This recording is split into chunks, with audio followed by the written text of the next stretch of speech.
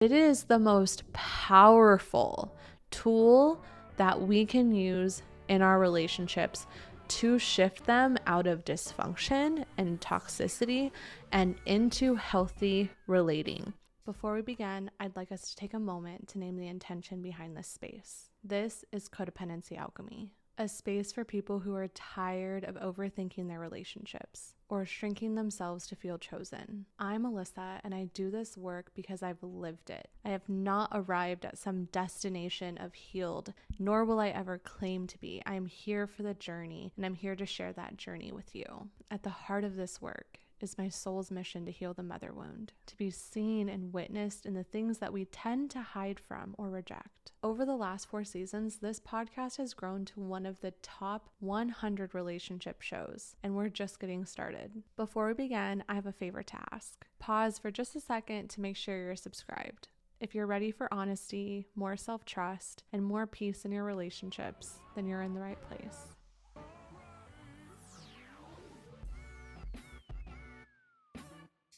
Hey babes. All right, so I just got off the phone with my grandma, and I am going to bring the conversation here because I think it's really, really important to talk about dysfunctional dynamics within relationships in a way that maybe we don't always discuss. And it's just like so clear to me that these are dysfunctional patterns that are just passed down through generations. I feel so lucky that I get to see it so clearly within my family dynamics.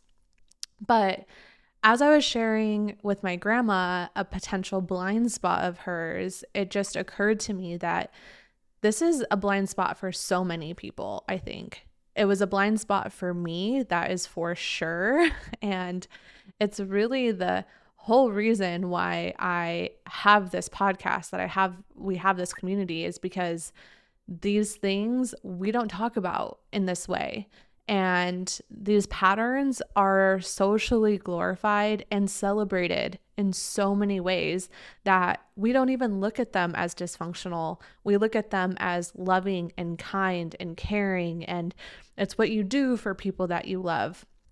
But really, there's this whole shadow side of some of these loving, kind, caring things that we do that we're not naming and we're not looking at. And by not looking at them, we're not seeing how they are negatively impacting our relationships. So I'll stop speaking vaguely and I'll get more specific with you guys. I called my grandma because this week was Mother's Day, and I wanted to give her a call, check in with her, see how she's doing without spilling like too much family tea here on the podcast. I'll just briefly say that her and my great grandma, so my grandma and my great grandma, they are moving through some relational things together. Basically, there's a rupture. My grandma is now enforcing some boundaries to protect herself, her well-being, her mental, emotional state, and I'm celebrating her for that. So this whole thing has been going on for a few months, and when it first started, there was something that I said to my grandma that she has clearly grabbed onto and held onto pretty tightly. And it was me sharing with her, I have witnessed her and my great grandmother having a toxic, dysfunctional dynamic in the sense that they tend to have that victim villain thing going, and it's just power struggle after power struggle. Like neither one of them can be wrong. If there was an issue or a rupture, they find ways to justify why it is they do the things that they do. If one person feels hurt, they withdraw, they remove love, they stop talking to the other person, and then vice versa. And they just do this all the time. And recently, the rupture was so big that I noticed my grandma take a different action where it wasn't that she completely withdrew without explaining. She explained. And like she just ghost, right? She just like removes her love, and then, the power struggle begins. But this time she like really stepped forward. She communicated the rupture. She communicated what the impact of that rupture was for her, and the boundaries that she needed to put in place that had nothing to do with my great grandma, but everything to do with her. So I was like, she's doing boundaries, like in the way that we really need to be doing boundaries, which is like, this is what I'm going to do to keep myself in, instead of I need you to do this or be this way in order for me to continue to have a relationship with you. It was just like, this is what I'm going to do. This is what I need right now. And this is how I need to show up in our relationship, which is like a lot less than what she was before, just to protect her peace, to protect herself. And, like I said, I celebrated her in that. But I did say in the beginning, you and Nani, which is what I call my great grandma, I was like, you and Nani have this like toxic, dysfunctional relationship. And so she brought it up today. She goes, I don't know if you remember, but you told me, that Nani and I have this toxic, dysfunctional relationship, and unless it's a blind spot of mine, I'm not the toxic or dysfunctional one. And I like, obviously I'm listening to her, right? Like I'm snickering because I'm like, yes, it's a freaking blind spot, because the whole rest of that conversation earlier, for like the last 10-15 minutes, she's talking about all these things she did for her mom, all these things she did for my great grandma. I did this, and I don't like I went to California for her. I don't like going to California. I saw family members that I don't want to see because that's who she wanted to see. And I did this and I did that, and deuce through the blind spot. And this is what gets celebrated. And this is what gets, we get told like, oh, you're so loving, you're so kind. Like you did all these things you didn't want to do for her. And that's just like so sweet of you. But it's like, it's not sweet if she's now holding it against her. And this is what I think we do in relationships so often is we give because we're taught that's what you do when you love someone. But when we give so much so that we have this like invisible list that just sits in the back of our brain to use whenever that person wrongs us, and we get to say, look at all these things I did for you. And now it's like you owe me, or I am then a victim of you. And so what I was telling her this morning, and why I wanted to bring this to the podcast, was, first I acknowledged what she had said to me. I said, yes, I remember saying that to you, and I hear that you feel like you don't have a part in the dysfunctional dynamic or the toxic patterns. And that gets to be true. Like that gets to be how you feel. And I also hear you saying, unless I have a blind spot, and if you're open, so do you see how instead of just being like, yes, you have a blind spot, right? She's used that word. I invited her into a deeper conversation, but with her consent, right? And I think this is where we get things a little dicey when we have these deeper conversations, is we just impart our feedback without their consent. And what ends up happening, if I were just to say, well, grandma, yeah, you do have blind spots. It's here, here, and here. Let me tell you, let me show you. And she wasn't ready. The chances of her being defensive around that and not being able to hear it are through the roof, because she didn't say yes. She didn't open the door. I just barged in. Right. So when I sit at the door and I say, hey, I'd love to share, you mentioned blind spots. I love to share something that I've noticed if you're open to hearing. And then she says, yes, come in, come sit. I would love to hear. And now she has autonomy to actually hear and receive the wisdom, the feedback, the guidance, the perspective, right?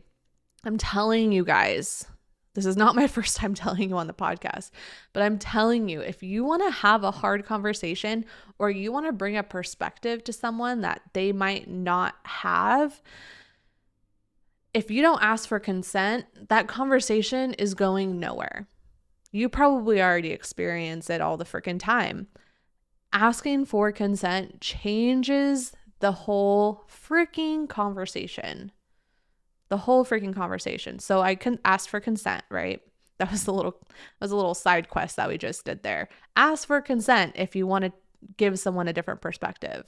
Say, are you open to receiving some other thoughts around this that you might not be aware of? Or are you open to hearing my thoughts around this that are kind of different than yours? And then they get to say yes. Or they say no, and then you say like, okay, like they're not willing to listen, so there's no use in having the conversation. You're just wasting your time and theirs. And that's maybe a conversation for another time. So back to my story. She opened the door, right? She said, yes, I would. And she actually says, yes, I'm always open to hearing. And if they say that, they're not always open, okay? You need to ask for consent every single time. I have a friend of mine who I ask consent every single time, and they're like, no, I seriously don't care. You can always tell me. And I'm like, I'm always going to ask for consent first. Like, that's great that you want to always give me the green light.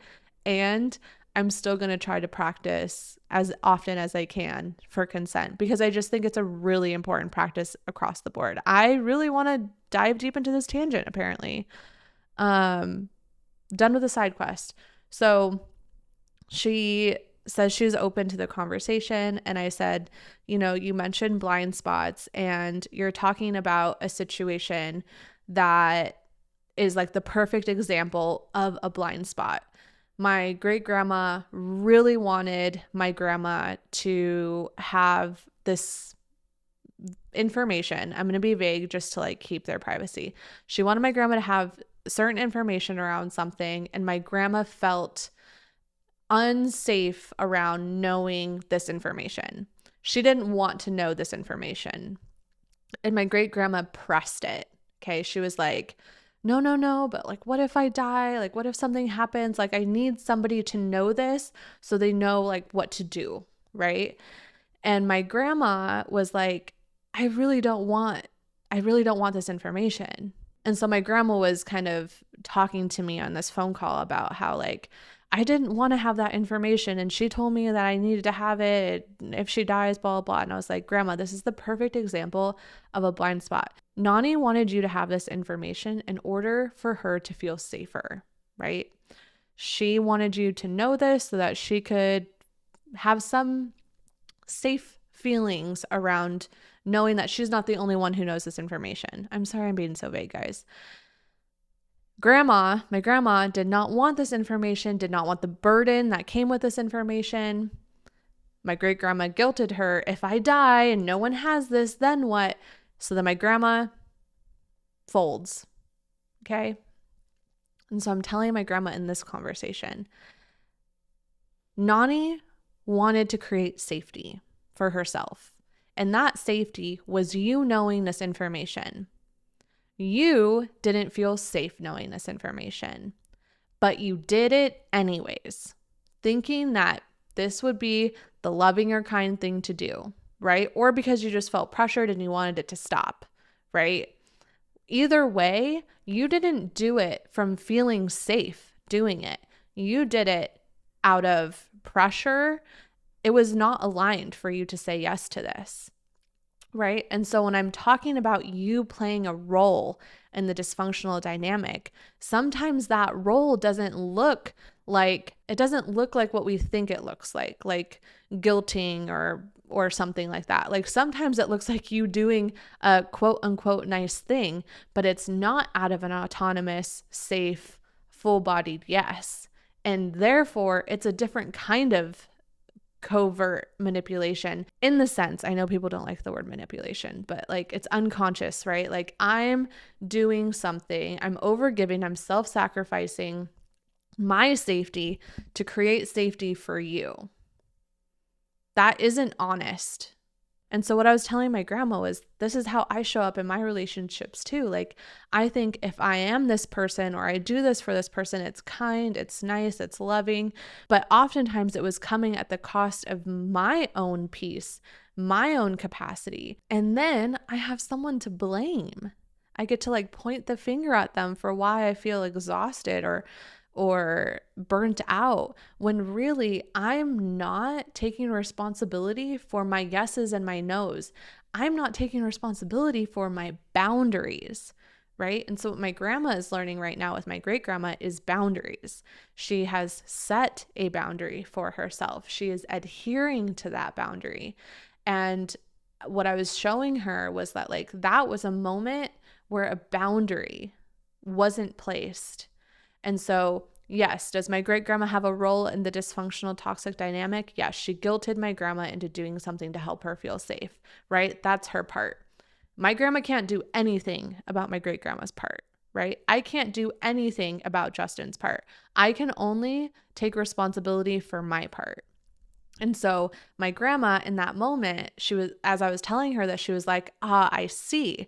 So because I didn't feel safe having this information, what I could have done differently is just said no. And then like she kind of went into explaining why it was a no. And I told her, yes, beautiful. And you also don't have to explain your no to anyone. Like explaining your no or trying to defend your answer, your boundary, often comes from a lack of safety from within. The safer I feel with myself, the less I need to explain myself to someone else. Whenever I feel like I have to explain myself, whenever I feel like I need to defend myself, that is my indicator that I'm not regulated. Take what you will with that information. So I was like, all you really needed to say to Nani in that moment was, I hear you really want me to have this information, and it totally makes sense why you want me to have this information. And I'm not willing to have it. It's a no for me. And then she gets to have her feelings. She probably would have spiraled into more manipulative tactics, just knowing my family and knowing her. Like that's probably the route she would go.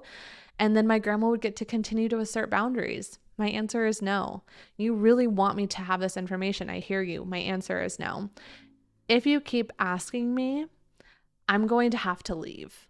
Every time you ask me, I'm going to remove myself.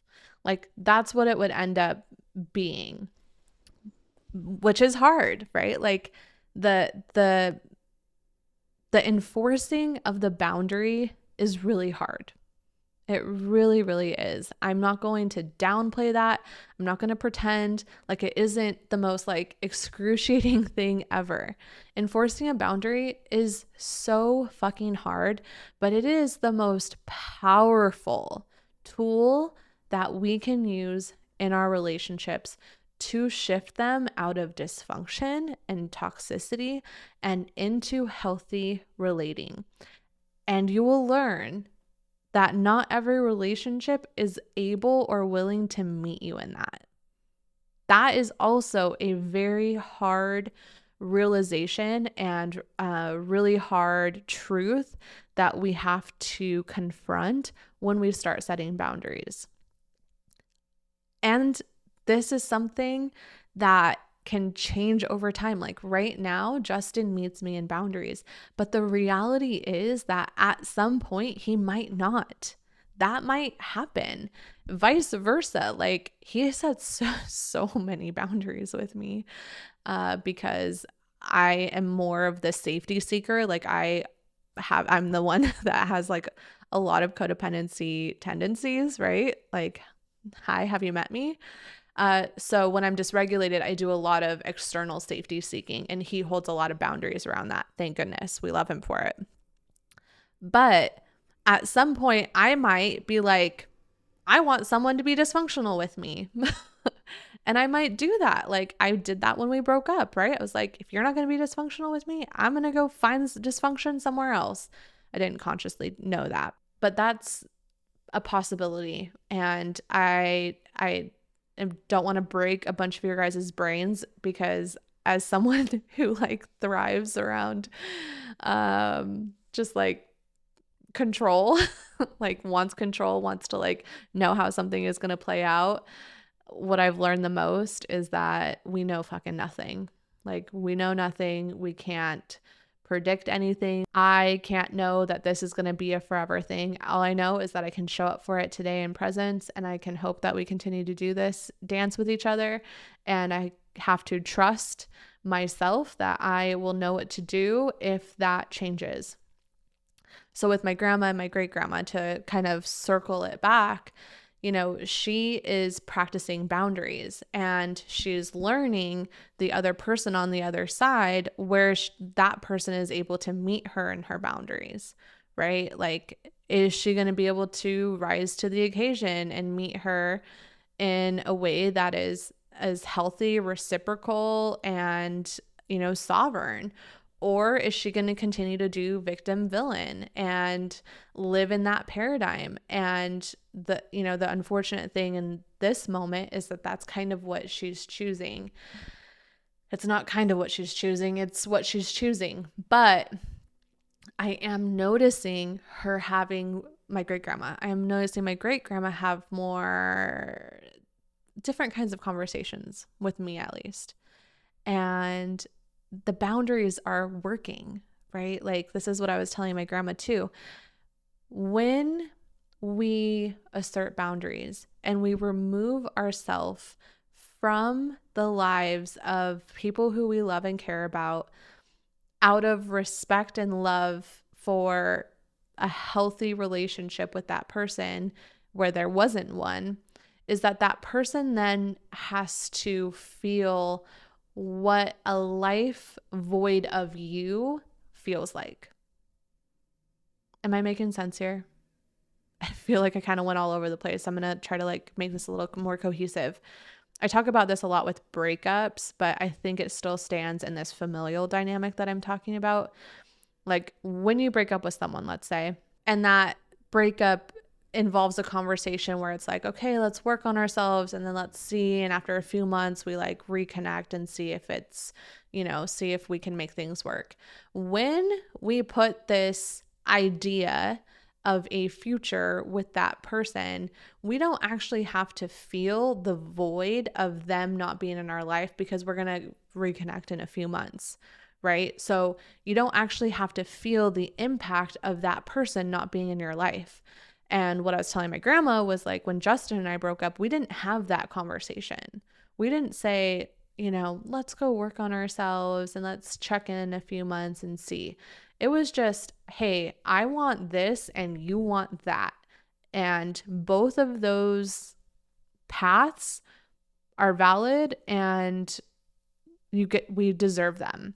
So instead of trying to convince the other person to want what the other person wants, can we just acknowledge and respect that we want to walk different paths? And can we walk away with love for each other and wishing well for each other on our journeys? And that's what we did. And then what I think ends up happening when we just completely remove that person from our lives is that we feel the void of that person in our lives. And then you start reconsidering, this thing was such a priority to me. What was my number one priority that had me end my relationship with Justin? All of a sudden doesn't feel like a number one priority. All of these other things feel like a much bigger priority, like how we communicate and how we repair and how we play and how safe I feel. Like those feel like a bigger priority to me than some of the other things that I thought were more important, and then vice versa. And so what I think my grandma is experiencing and my great grandma is like, this is what it feels like to have this person not in your life. And are the things that were important to you really as important as these other pieces? And I think that's what my great grandma is starting to see. It's like, is her need to be right and somebody else be wrong more important to her than having her daughter in her life? And so maybe that encourages or invites her into considering, the role that she's playing in their relationship, and where she can take responsibility in a way that actually takes responsibility. She's one of those people that, like, and maybe you relate to this, will take responsibility and say, like, I'm sorry for the thing that I did, but it was because this and this and this, which is not taking responsibility. It's blaming a second thing, like whatever you want to blame, or oftentimes we'll see that even in a relationship. Well, I did that, but it was because you did this, right? That's not taking responsibility. Sorry, I did that, but it's because you did this. That's not responsibility. That is putting responsibility back on them. Taking responsibility is, hey, I did this thing that hurt you. I am so sorry.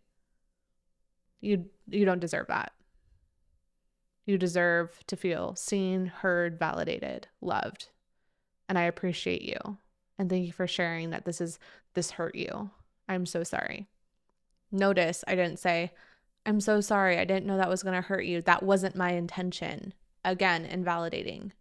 What my intention is more important than your hurt, right? In the moment when someone is sharing with you their hurt, meet them in it. Even if it wasn't your intention, that conversation is just as important. It's just had at a different time. This is something I see in my comments on videos all the freaking time, is like, but it wasn't my intention. They need to know that, like, I'm not intentionally trying to hurt them. Yes, they do need to know that. But in this moment, they just need validation that they hurt and that you hear that they're hurt.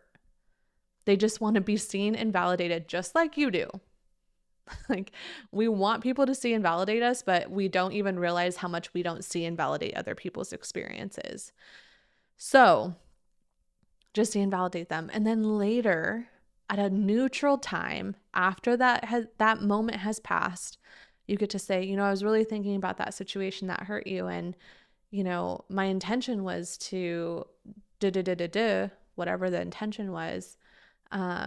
Is there something that I could do that would be more in line with my intention, right? So they get to hear, oh, I'm not out to hurt you, right? I'm out to make you feel this and this, and that's why I did that.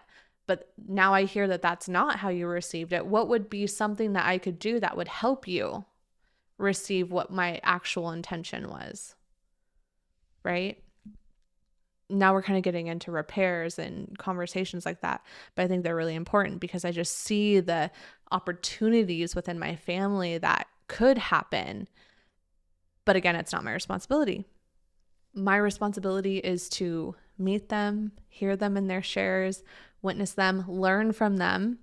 And in the learning from them, I am now here sharing my learnings with you, because I really do think that so many of us are living this experience where we think, oh, I'm doing the right thing by doing what they want or need, giving them what they want or need, even though it doesn't feel right for me. And I really want to challenge you in seeing how sometimes that is actually just as harmful as them pushing on you. That the most loving thing we can do is not say yes out of obligation, not self-sacrifice because we were taught that that was loving or kind, but to actually take a moment to pause and sit with ourselves and ask, do we actually have capacity for this? And to only say yes when we do. And when we say yes and realize that we don't have capacity, to be honest and share that transparently as well. Hey, I know I said yes to this, but I'm starting to notice that, like, I'm so exhausted and I actually don't really have much more to give. So I'm going to have to say no to the thing that I said. And thank you so much for understanding. That builds more trust in a relationship than you saying yes, going to the thing, and showing up exhausted, as an example. So what I told my grandma and what I'll leave you guys with today is, 1, boundaries are the most loving thing you can do for yourself and for others. And what's good for you is good for others. What's good for you is good for everyone. When you do what is best for you, that is what is best for everyone. Please take that, hold that in your heart. Let it be a new kind of truth that gets to live within you. Not that you need to show up a certain way in order to be loved, but that you get to show up authentically you, whatever that looks like, that you get to have boundaries that support you and that you don't have to explain that to anyone. You don't need to defend that to anyone. That when you let people see you in your authentic truth, in your boundaries, in your honesty, in your transparency, it actually builds more of what you actually desire, which is trust, honesty, connection, vulnerability. And those are things that we actually want in our relationships. And saying yes when you don't have capacity isn't building any of those things. It's not an honest representation of your capacity. It's not an honest representation of what you need. And the only person who can actually articulate that is you. And so we have to take responsibility for our part if we want our relationships to be different. Okay, I feel like I got a little deep there. That's what I have for you guys today. I hope that this has illuminated something for you all in a positive way.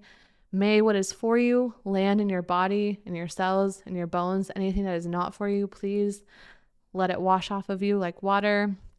And then for our reflection, go ahead and scroll if you to the bottom. If you're listening on Spotify, there's a little comment section, or on Substack, there's a comment section there as well. And we're going to reflect on this shadow work question. If I say no, or if I set a boundary, then what am I afraid will happen? If I say no, or if I set a boundary, then what am I afraid will happen? Again, you do not have to hit send or post, but please take a moment to at least witness this part of yourself. So often we do all of the work in our head and we do none of the work outside to where we can like actually physically see ourselves, whether we're writing it on paper or typing it out in the comment box. Just taking that moment and that action of actually writing it out is healing in and of itself. This is healing the mother wound, witnessing ourselves, not doing it in isolation, having compassion for the part of us that is terrified of saying no or setting boundaries, and just letting that part of us be seen, even if just for a moment. So witnessing yourself, it would be an honor to witness you. If you do decide to post it, I would love to witness you in it if you're open to that. And that's what I have for you guys today. I love you so freaking much. I hope this conversation was helpful. If you're not a part of our Codependency Alchemy membership over on Substack, I don't know what you're waiting for, because it's a party over there and we're having so much fun. And we're doing this work together. We have a growing library of on-demand videos that go into shadow work and inner child healing for exact patterns like this, our fear of saying no, setting boundaries. There's so many resources for you just to like stick your teeth in and learn and unlearn so much in a way that actually feels like a warm hug to your nervous system and your inner child. So if you're looking for a place to learn actual practices and tools that will help you heal the parts of you that, for example, are afraid to say no or set boundaries, then please join our Codependency Alchemy membership on Substack. It is $90 for a full year of support. It's like a no-brainer to me. It's more support than you could ever ask for. The community chat alone is worth it. I show up there every single day to answer any questions that you have, anything that you're wanting support on, coaching on, advice on. That is just, it's a gem of a place. So many of us don't have a place to go when we're struggling with some of these dynamics. So even just having a place to go, having a place that holds you accountable as well, is just such a gift. So if any of this work resonates with you, if you want to learn more, please check it out. Even if you sign up for just the free version of our community on Substack, you'll get all of these episodes in your inbox. All right, that's what I have for you. You can find all the info in the show notes or description box below. I love you all so much. You're the best. Thanks for hearing me. Thanks for hanging out with me. And I will see you next week. Bye.